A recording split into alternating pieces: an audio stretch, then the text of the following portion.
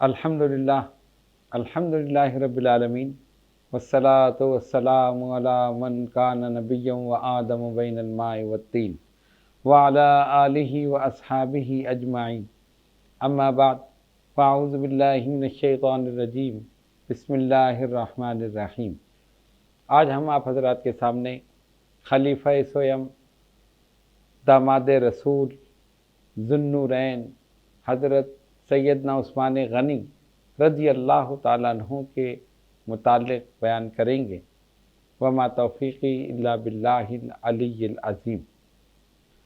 حضرت عثمان غنی رضی اللہ تعالیٰ عنہ کی کئی خصوصیات۔ آپ سابقون الاولون میں سے، یعنی وہ لوگ جنہوں نے اسلام لانے میں سبقت کی، ان میں آپ کا نام نامی اسم گرامی شامل ہے۔ آپ کا اسم مبارک عثمان، کنیت ابو عبداللہ ابو عمر اور لقب ذو النورین۔ والد محترم کا نام عفان بن ابی العاص اور والدہ محترمہ کا نام عروی بنت قریظ۔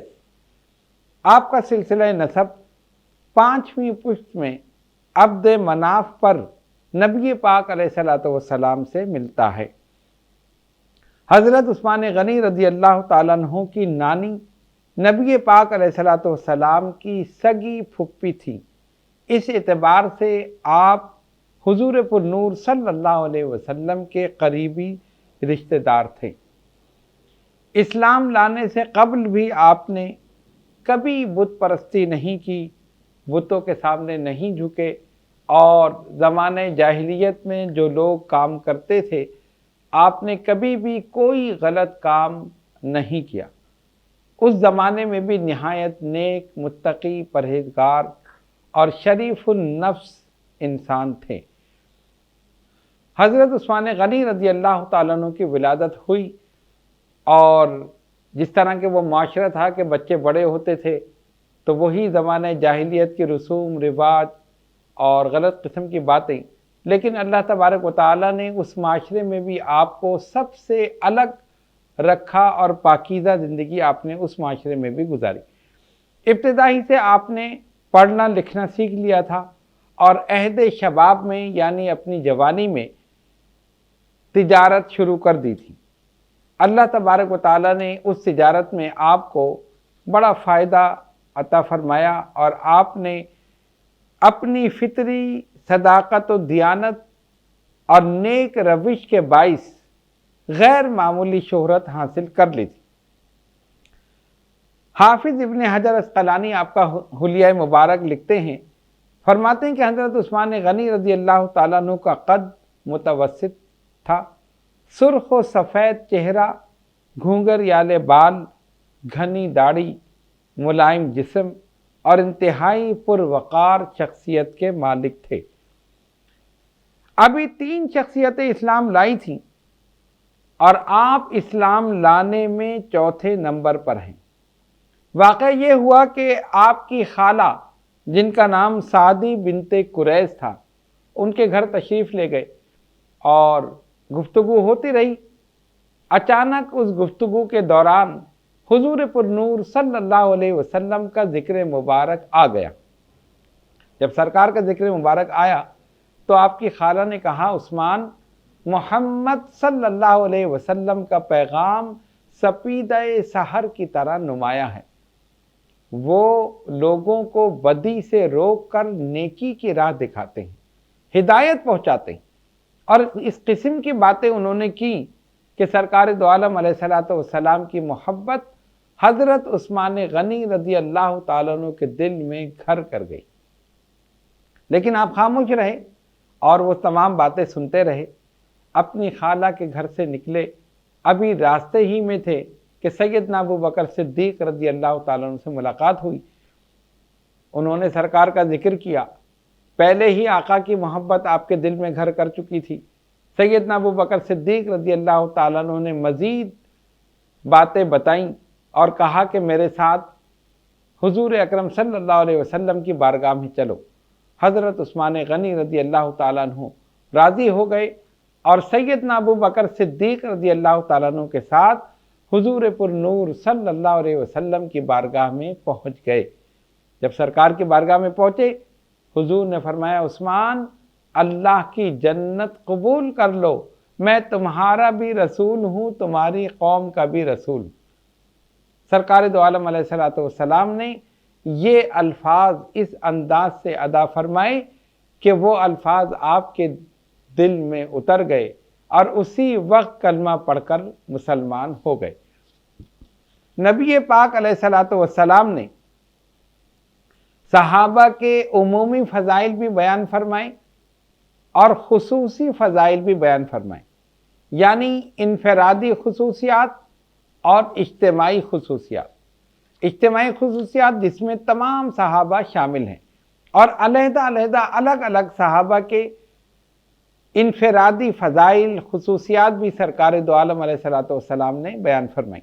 چنانچہ ہم چند احادیث آپ کے سامنے پیش کر رہے ہیں جو حضرت عثمان غنی رضی اللہ تعالیٰ عنہ کے بارے میں نبی پاک علیہ السلام کے چمکتے ہوئے الفاظ، مبارک الفاظ ہیں جو سرکار کی زبان مبارک سے ادا ہوئے۔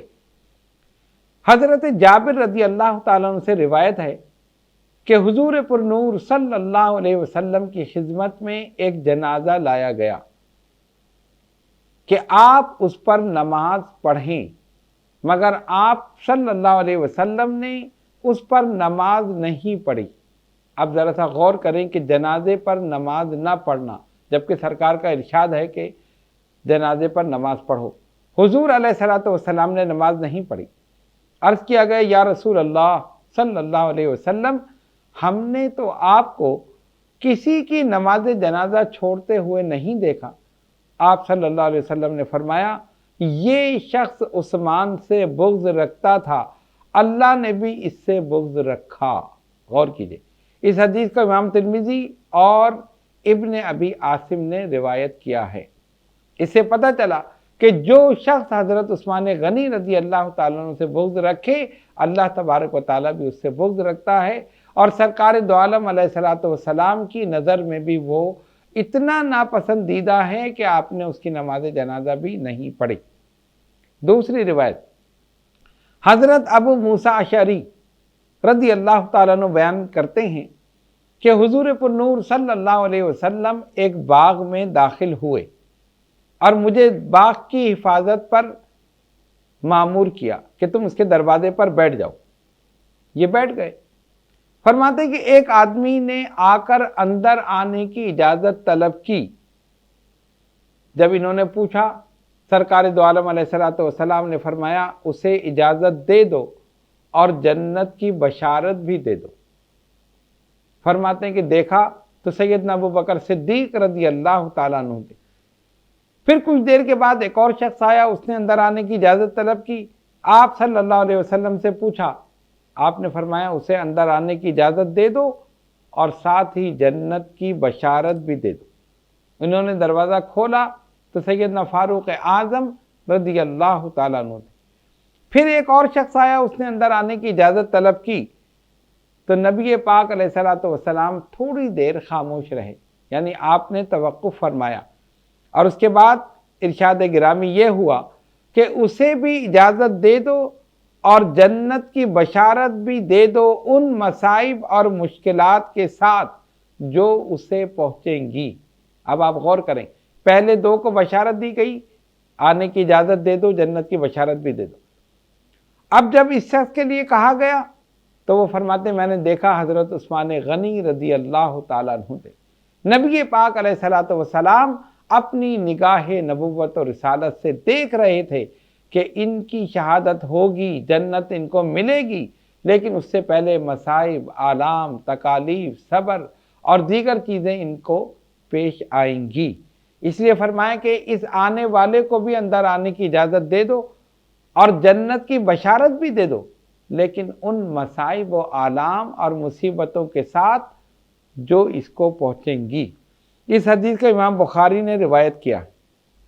تیسری حدیث حضرت طلحہ بن عبید اللہ رضی اللہ تعالیٰ عنہ روایت کرتے ہیں، حضور پر نور صلی اللہ علیہ وسلم نے فرمایا ہر نبی کا ایک رفیق ہوتا ہے، جنت میں میرا رفیق عثمان ہے۔ इस हदीस को इमाम तिरमिज़ी और इब्न माजा ने रिवायत किया। चौथी हदीस, हज़रत सहल बिन सअद साइदी रज़ी अल्लाह ताला अन्हु रिवायत करते हैं, एक आदमी हुजूर पुर नूर सल्लल्लाहु अलैहि वसल्लम की खिदमत में हाजिर हुआ और पूछा, या रसूल अल्लाह सल्लल्लाहु अलैहि वसल्लम, क्या जन्नत में बिजली होगी यानी रोशनी होगी? आपने फरमाया, हाँ, उस ज़ात की कसम जिसके कब्ज़े कुदरत में मेरी जान है, बेशक उस्मान जब जन्नत में दाखिल होगा पूरी जन्नत इसकी वजह से चमक उठेगी। सुभान अल्लाह। नबी पाक अलैहिस्सलातु वस्सलाम फरमा रहे हैं, गौर कीजिए, हज़रत उस्मान गनी रज़ी अल्लाह ताला अन्हु का मकाम और मर्तबा। फरमाया जब ये जन्नत में दाखिल होगा पूरी जन्नत चमक जाएगी। इस हदीस को इमाम हाकिम ने रिवायत किया है और फरमाया कि यह हदीस सही है। ये चंद हदीस हमने सिर्फ आपके सामने पेश की जो हज़रत उस्मान गनी रज़ी अल्लाह ताला अन्हु के फ़ज़ाइल में वारिद हुई हैं, वरना इसके अलावा भी बहुत सारी अहादीस हैं। आपका एक लक़ब है ज़ुन्नूरैन, जिसका माना है दो नूरों वाला। उसकी वजह यह है कि हज़रत उस्मान गनी रज़ी अल्लाह ताला अन्हु के निकाह में नबी पाक अलैहिस्सलातु वस्सलाम की दो शहज़ादियाँ थीं, हज़रत सैयदा रुक़ैया और हज़रत सैयदा उम्मे कुलसूम रज़ी अल्लाह ताला अन्हुमा। इन दो की वजह से आपको ज़ुन्नूरैन का लक़ब मिला। और सरकार ने फरमाया अगर मेरी और बेटियां भी होती मैं यके बाद दीगरे सब के सब उस्मान के निकाह में दे देता। ये सरकार का इत्मीनान था हज़रत उस्मान गनी रज़ी अल्लाह ताला अन्हु पर। हज़रत उस्मान गनी रज़ी अल्लाह ताला अन्हु ने मुतअद्दिद बार हुजूर पुर नूर अलैहिस्सलातु वस्सलाम से जन्नत खरीदी, यानी जन्नत की बशारत आपको मिली। पहली मरतबा जंग तबूक के मौके पर हज़रत अब्दुर्रहमान बिन खब्बाब रज़ी अल्लाह ताला अन्हु बयान करते हैं कि रसूलुल्लाह सल्लल्लाहु अलैहि वसल्लम ने सहाबा को तलकीन की। किस बात की? मुसलमानों, जंग के लिए लश्कर इस्लाम की मदद करो। वो वक्त ऐसा था कि सामान हरब नहीं था, अफराद क़ुव्वत और दीगर चीज़ें जो जंग के लिए अहम होती हैं ज़रूरी, तो उसके लिए ज़ाहिर ज़रूरत थी कि पैसा हो, और पैसा भी मुसलमानों के पास नहीं था, हालात मुख्तलिफ थे। तो सरकार ने तलकीन की। तो हज़रत अब्दुर्रहमान बिन खब्बाब रज़ी अल्लाह ताला अन्हु फरमाते हैं कि जब हुज़ूर पुर नूर सल्लल्लाहु अलैहि वसल्लम ने तलकीन की, हज़रत उस्मान गनी रज़ी अल्लाह ताला अन्हु खड़े हुए, अर्ज़ की, या रसूल अल्लाह सल्लल्लाहु अलैहि वसल्लम, फ़िदा का उम्मी व अबी, हुज़ूर मेरे माँ बाप कुर्बान, 100 ऊँट बमै साजो सामान के मैं आपकी बारगाह में पेश करता हूँ। सरकार ने फरमाया ठीक, बैठ गए। फिर तलकीन की, इन्होंने कहा 200 ऊँट। फिर तलकीन की, इन्होंने कहा 300 ऊँट, यानी 3 मरतबा तलकीन की।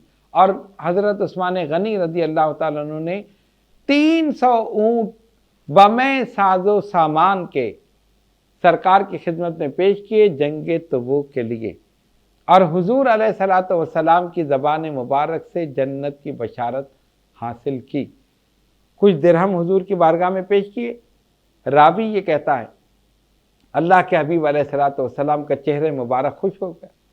आप एक दस्ते मुबारक से दूसरे में उन दिरहमों को इस तरह उलट पुलट कर रहे थे और फरमाते थे, ए अल्लाह, मैं उस्मान से राज़ी हूँ, तो भी उस्मान से राज़ी हो जा।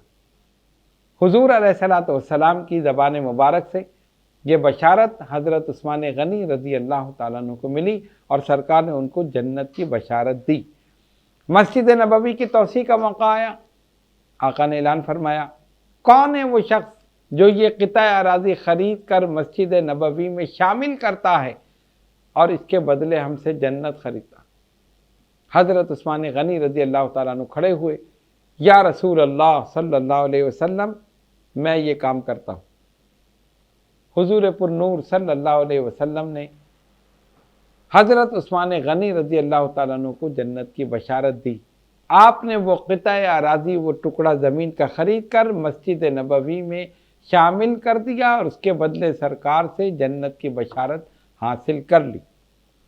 بیر روما ایک کنواں مدینہ منورہ میں تھا، پانی کی قلت تھی، ایک ہی کنواں تھا، مسلمان اس سے پانی لیتے تھے، اور وہ کنواں بھی یہودی کی ملکیت، اور وہ مسلمانوں کو تنگ کیا کرتا تھا۔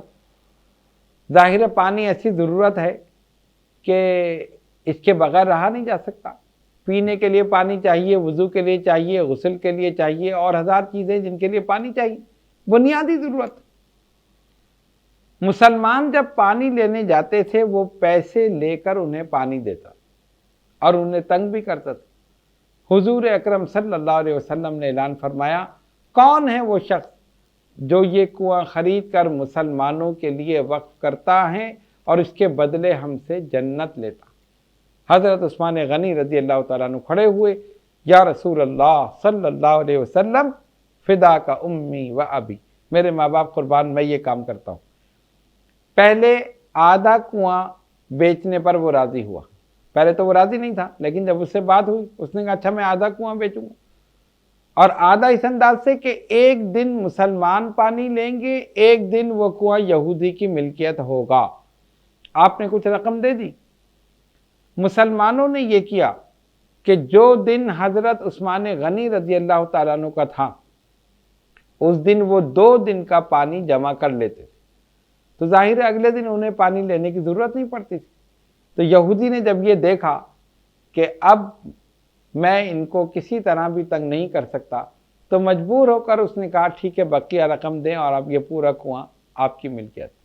حضرت عثمان غنی رضی اللہ تعالیٰ عنہ نے اسی وقت اپنی جیب سے وہ رقم ادا کی اور وہ کنواں مسلمانوں کے لیے، عام مسلمانوں کے لیے وقف کر دیا، بالکل فری پانی دے دیا، اور اس کے بدلے نبی پاک علیہ الصلوۃ والسلام سے جنت کی بشارت حاصل کر لی۔ پہلے 12,000 اور اس کے بعد 8,000 درہم میں اس کنویں کو خریدا گیا۔ یہ کل رقم آپ نے اپنی جیب سے ادا کی۔ بیعت رضوان کا موقع آیا، اس کی ایک تفصیل ہے لیکن ہم اختصار کے ساتھ یہاں بیان کر رہے ہیں۔ حدیبیہ ایک کنویں کا نام تھا، اس کے ارد گرد جو گاؤں آباد تھے وہ اسی نام سے مشہور تھے، اور یہ مقام مکہ معظمہ سے 9 میل کے فاصلے پر واقع ہے۔ اس کا کچھ رقبہ جو ہے وہ حدود حرم میں ہے اور کچھ رقبہ حدود حرم سے باہر ہے۔ نبی پاک علیہ الصلوۃ والسلام روانہ ہوئے۔ امام بخاری اور امام مسلم دونوں نے حضرت انس رضی اللہ تعالیٰ عنہ سے روایت کی ہے کہ رسول اللہ صلی اللہ علیہ وسلم نے 4 عمرے کیے، ایک عمرے کے سوا باقی تینوں عمرے ماہ ذی قعدہ میں ادا فرمائے، اور چوتھا عمرہ جو حج کے ساتھ ادا کیا وہ ذی الحج میں ادا فرمایا۔ سرکار دو عالم علیہ الصلوۃ والسلام روانہ ہوئے، صحابہ بھی ساتھ ہو گئے، اور حدیبیہ کے مقام پر آپ صلی اللہ علیہ وسلم نے اپنے صحابہ کے ساتھ پڑاؤ ڈالا اور وہیں قیام فرمایا، خیمے لگا دیے گئے۔ کافروں کو یہ ڈر ہوا کہ یہ مکہ فتح کرنے کے لیے آ رہے ہیں، انہوں نے فوراً اپنا ایک دستہ بھیجا، انہوں نے آ کر مسلمانوں کو گھیر لیا۔ نبی پاک علیہ الصلوۃ والسلام نے فرمایا ہمارا ارادہ جنگ کا نہیں ہے، ہم صرف عمرہ ادا کرنے کے لیے آئے، ہمیں اتنی اجازت دو کہ ہم جا کر بیت اللہ کا طواف کریں گے، صفا و مروہ کی سعی کریں گے اور اس کے بعد واپس آ جائیں گے۔ انہوں نے کہا نہیں جی آپ تو جنگ کے لیے آئے ہیں، آپ مکہ فتح کرنے کے لیے آئے ہیں۔ فرمایا ہم احرام کی حالت میں ہیں اور احرام کی حالت میں جنگ کیسے ہوگی؟ لیکن بہرحال وہ لوگ نہ مانے اور حضور اکرم صلی اللہ علیہ وسلم کو آگے نہ بڑھنے دیا۔ آپ صلی اللہ علیہ وسلم حدیبیہ کے مقام پر تشریف فرما رہے ہیں۔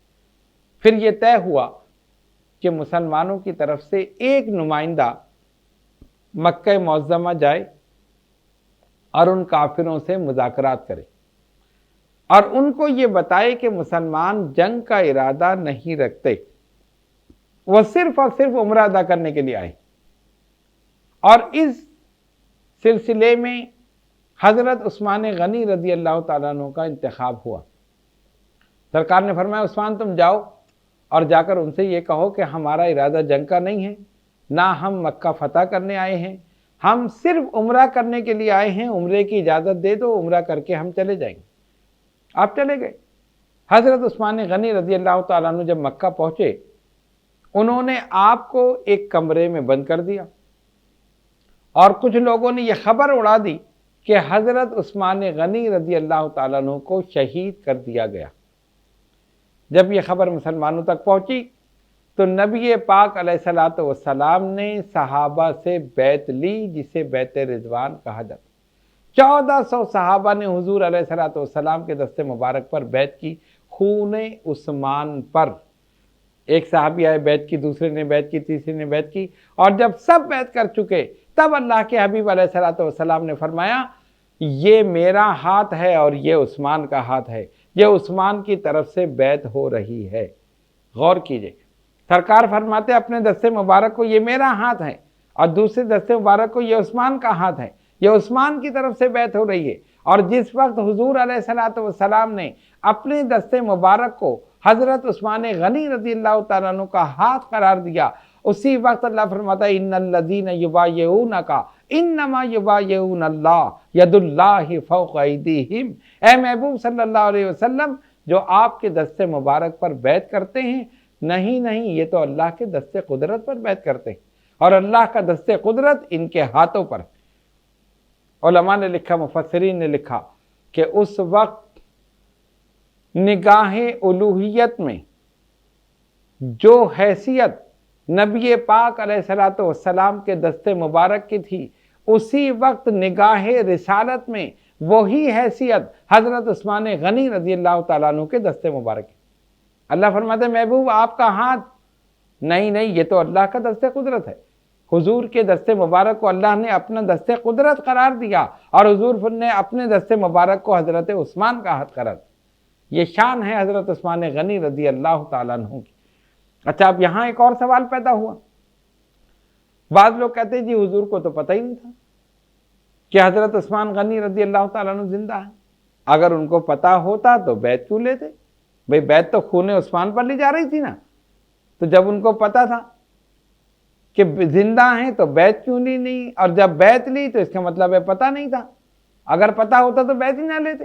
ہم نے کہا نہیں، حضور علیہ الصلوۃ والسلام کو علم تھا کہ حضرت عثمان غنی رضی اللہ تعالیٰ عنہ حیات ہیں، زندہ ہیں، موجود ہیں، پھر کہیں گے بیعت کیوں لی؟ ہم نے کہا بیعت اس لیے لی کہ سرکار یہ بتانا چاہتے تھے کہ عثمان کا خون اتنا سستا نہیں ہے کہ تم خاموش بیٹھے رہو۔ ارے عثمان کے خون کی شان یہ ہے کہ صرف خبر بھی پہنچ جائے گی تو ہم بدلہ لینے کے لیے تیار ہیں، صرف خبر بھی پہنچ جائے گی۔ حضور علیہ الصلوۃ والسلام یہ بتانا چاہتے تھے۔ پھر وہ کہتے ہیں جی خبر نہیں تھی۔ ہم نے کہا خبر نہیں تھی تو ان کی طرف سے بیعت کیوں کی؟ بھئی بیعت تو زندہ کی طرف سے ہوتی ہے نا، مردہ کی طرف سے کہاں ہوتی؟ سرکار نے فرمایا یہ میرا ہاتھ ہے، یہ عثمان کا ہاتھ ہے، اب یہ عثمان کی طرف سے بیعت ہو رہی۔ نبی پاک علیہ الصلوۃ والسلام اپنی نگاہ نبوت و رسالت سے دیکھ رہے تھے کہ بعد میں ایسے بدبخت پیدا ہوں گے جو میرے علم پر اعتراض کریں گے، اسی لیے سرکار نے فرما دیا یہ میرا ہاتھ ہے، یہ عثمان کا ہاتھ، عثمان کی طرف سے بیعت ہو رہی، یہ بتانے کے لیے کہ میں جانتا ہوں عثمان زندہ ہیں۔ صحابہ نے عرض کی یا رسول اللہ صلی اللہ علیہ وسلم، عثمان تو طواف کعبہ کے مزے لے رہے ہوں گے۔ جب یہ روانہ ہوئے نا اور وہاں پہنچے، ابھی خبر نہیں آئی شہادت کی، ابھی صرف یہ پہنچے ہیں۔ صحابہ کہتے ہیں یا رسول اللہ صلی اللہ علیہ وسلم، عثمان تو طواف کعبہ کے مزے لے رہے ہوں گے اور ہم یہاں بیٹھے۔ آقا نے فرمایا عثمان میرے بغیر طواف نہیں کرے گا۔ اور ادھر کافروں نے کہا عثمان تم چاہو تو بیت اللہ کا طواف کر لو۔ فرمایا میں اپنے آقا کے بغیر طواف نہیں کروں گا۔ وہ جانتے تھے کہ جب وہ نہیں تو پھر کچھ نہیں، انہی کی وجہ سے تو بیت اللہ ہے، انہی کی وجہ سے تو سب کچھ ہے۔ اعلیٰ حضرت نے فرمایا تھا ہوتے کہاں خلیل و بنا کعبہ و منا لولاک والے صاحبی سب تیرے در کی۔ یہی حضرت عثمان غنی رضی اللہ تعالیٰ عنہ کا عقیدہ تھا۔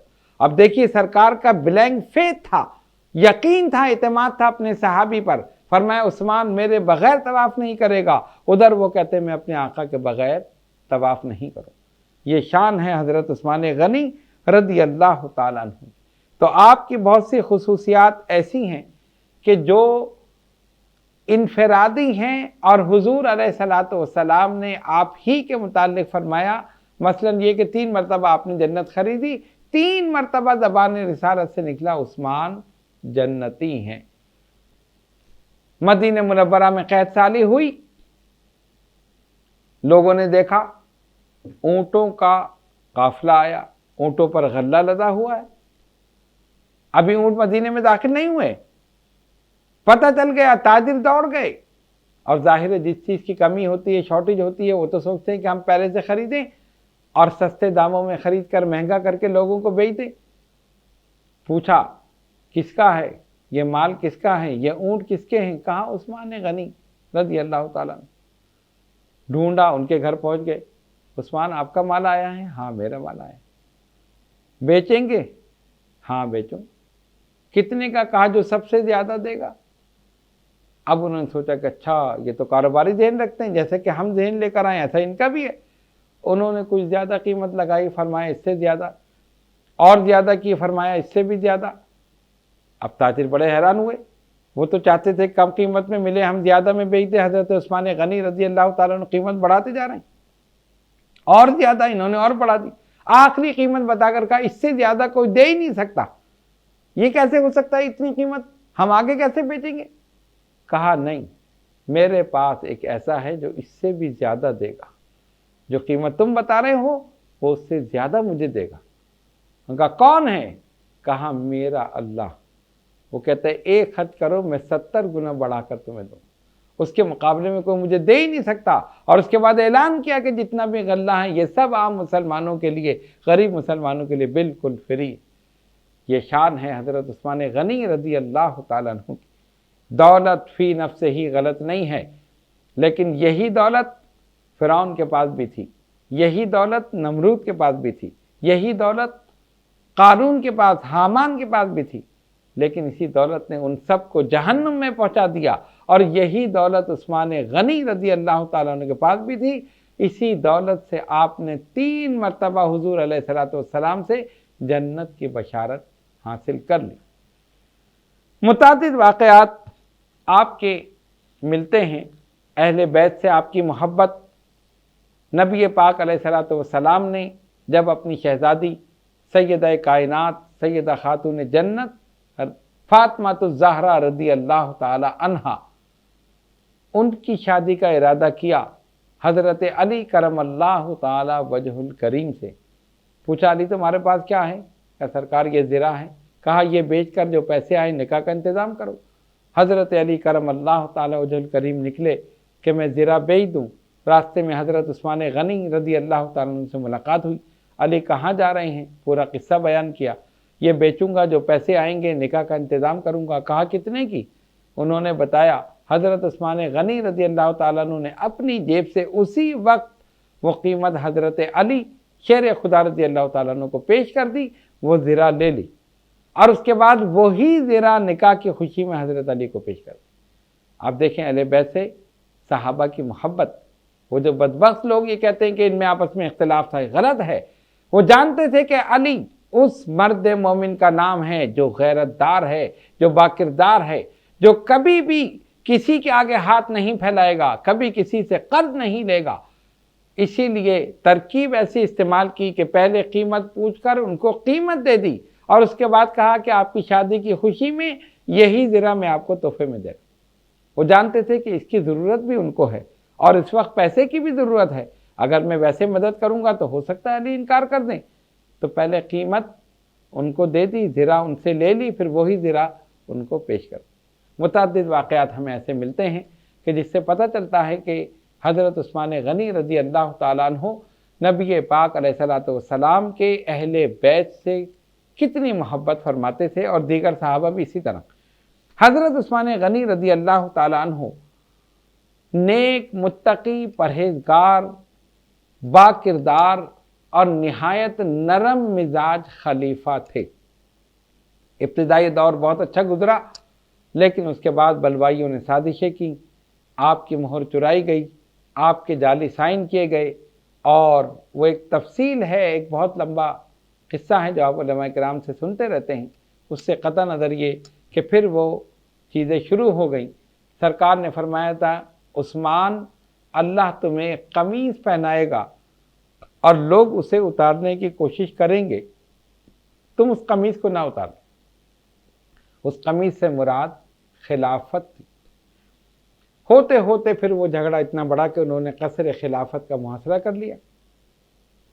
40 دن تک آپ اپنے گھر میں محصور رہے، کھانا پانی اور کسی قسم کی بھی چیز اندر جانے نہیں دی گئی۔ جب وہ اناج تھا ختم ہو گیا، پانی ختم ہو گیا، آپ اپنے گھر کی چھت پر کھڑے ہوئے، فرمایا لوگوں تم نے کس پر پانی بند کیا؟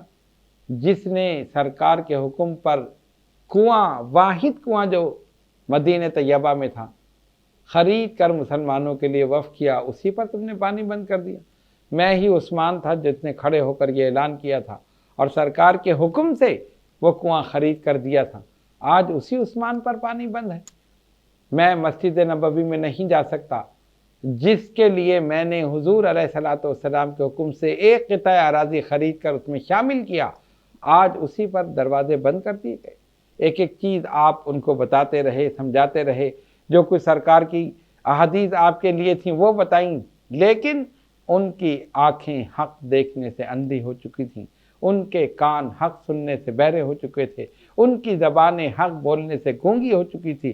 صم بکم عمي فهم لا يرجعون، اس کا مصداق وہ بن چکے تھے۔ وہ صرف یہ کہتے تھے کہ نہیں ان کو ہٹایا جائے ورنہ ہم ان کو قتل کر دیں، خلافت یہ چھوڑ دیں۔ اور سرکار نے فرمایا تھا عثمان اللہ تمہیں قمیص پہنائے گا، لوگ اسے اتارنے کی کوشش کریں گے لیکن تم نہیں اتارو۔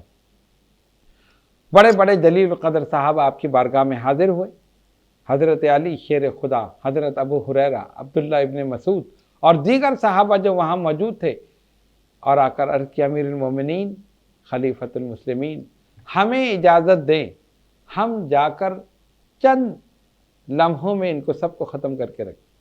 یہ بلوائی ہمارے سامنے کیا حیثیت رکھتے ہیں، ہم سب کو ختم کر دیں گے۔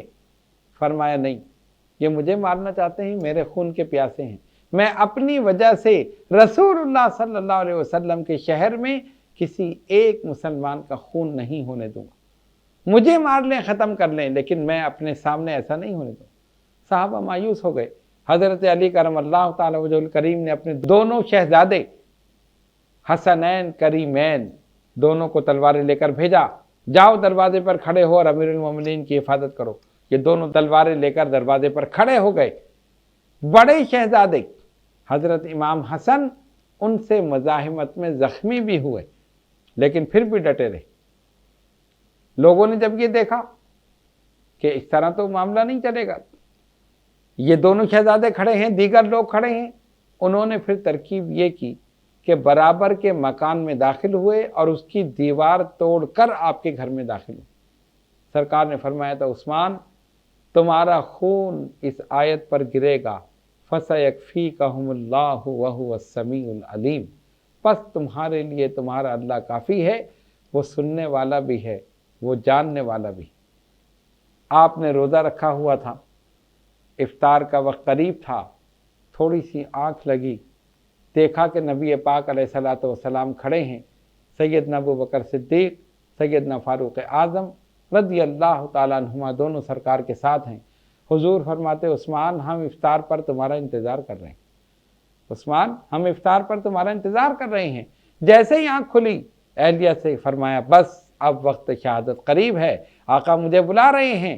فوراً وضو کیا، قرآن مجید فرقان حمید کھول کر بیٹھ گئے۔ ابھی تلاوت شروع ہی کی تھی کہ وہ بدبخت برابر کی دیوار توڑ کر آپ کے مکان میں داخل ہوئے۔ ایک نے آپ کی داڑھی پکڑ کر کھینچی، دوسرے نے لوہے کی سلاخ آپ کی پیشانی پر ماری جس سے خون کا فوارہ نکلا، اور قرآن کریم اس خون سے رنگین ہو گیا، اور جس آیت پر گرا فَسَيَكْفِيكَهُمُ اللَّهُ وَهُوَ السَّمِيعُ الْعَلِيمُ، اللہ نے بتا دیا عثمان جو کچھ یہ تمہارے ساتھ کر رہے ہیں اس سے تمہارا اللہ بے خبر نہیں ہے، بے شک وہ سننے والا بھی ہے، وہ جاننے والا۔ پھر ایک نے آپ کو گرا کر نیزے کے پہم وار آپ کے جسم مبارک پر کیے، جس سے آپ کی روح مبارک جسم اقدس سے پرواز کر گئی، اور آپ نے جام شہادت نوش کر لیا۔ اہلیہ محترمہ جب آگے بڑھی تو انہوں نے تلوار چلائی، اس سے ان کی انگلیاں بھی کٹ گئیں۔ ذوالنورین کی شمع حیات کل ہو گئی، حضور علیہ الصلوۃ والسلام کی بارگاہ میں پہنچ گئے، سرخرو ہو گئے، شہادت کے عظیم مقام پر پہنچ گئے، روزے کی حالت میں تھے اور وضو کی حالت میں تھے، صاف ستھرے تھے، پاکیزہ تھے، اللہ کے حبیب علیہ الصلوۃ والسلام کی بارگاہ میں پہنچ گئے۔ سرکار نے فرمایا جس کا خون جہاں پر گرا ہے وہ جگہ اس کی شہادت کی گواہی دے گی، کسی کی گواہی کربلا کا میدان دے گا، کسی کی گواہی مسجد نبوی کے محراب و منبر دیں گے، کسی کی گواہی بدر اور حنین اور احد کا میدان دے گا، لیکن عثمان غنی رضی اللہ تعالیٰ عنہ کی باری آئے گی تو اللہ کا کلام بڑھ کر گواہی دے گا کہ مولا میرے اوپر یہ خون گرا۔ اللہ رب العالمین بے شمار رحمت نازل فرمائے ان کے مرقد مبارک پر، اور ان کی نالین سے لگے ہوئے ذروں کے صدقے میں ہم سب کے گناہوں کو معاف فرمائے۔ وآخر دعوانا ان الحمدللہ رب العالمین۔